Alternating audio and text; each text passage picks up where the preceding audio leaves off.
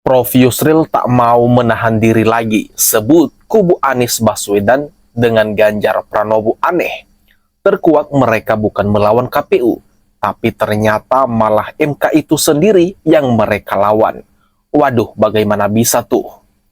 Ketua Tim Hukum Prabowo Gibran, Yusril Izzah Mahendra, menilai gugatan sengketa Pilpres 2024 ini yang diajukan oleh kubu Anies Muhaimin atau Amin dan Ganjar Mahfud sama saja melawan Mahkamah Konstitusi atau MK, bukan melawan KPU.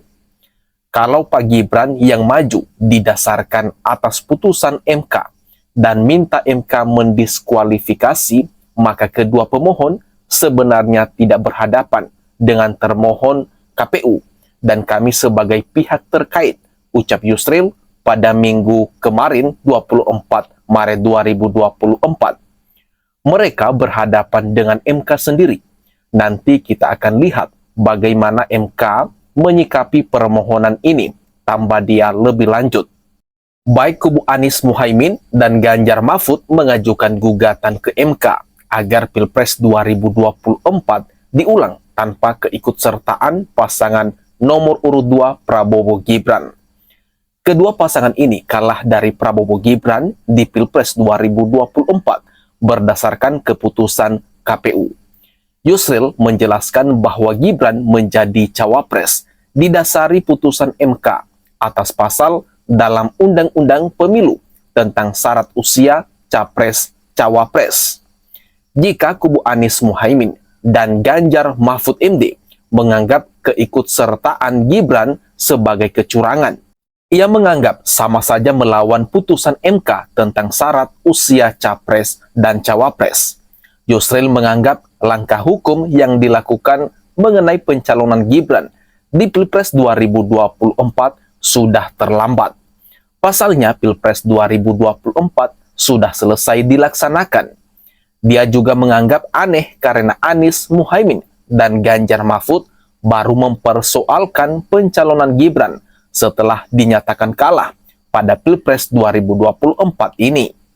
Namun setelah kalah, malah minta MK mendiskualifikasi Pak Gibran. Ini suatu keanehan, suatu sikap yang inkonsisten sebenarnya, kata dia menegaskan. Kemudian Yusril mengatakan MK hanya punya wewenang menyelesaikan sengketa hasil pemilu yang ditetapkan oleh KPU. Sementara sengketa mengenai tahapan pemilu 2024 yang sifatnya administratif diselesaikan di Bawaslu dan PT TUN. Meski demikian, Yusril tetap menyiapkan argumentasi hukum dan segala bukti yang dibutuhkan untuk menghadapi sidang di MK. Yusril juga menganggap permohonan ke MK oleh dua pasangan calon yang baru saja kalah di Pilpres 2024 sulit dikabulkan. Jika MK mengabulkan dan Pilpres 2024 diulang dari awal, ada konsekuensi kekosongan kepemimpinan karena Presiden Jokowi akan habis masa jabatannya pada 20 Oktober. Kalau tahapan pemilu diulang dari awal, maka sampai 20 Oktober 2024 nanti belum tentu presiden baru akan terpilih. Sementara Presiden Jokowi sudah habis masa jabatannya dan tidak bisa diperpanjang oleh siapapun, termasuk oleh MPR, kata dia menegaskan.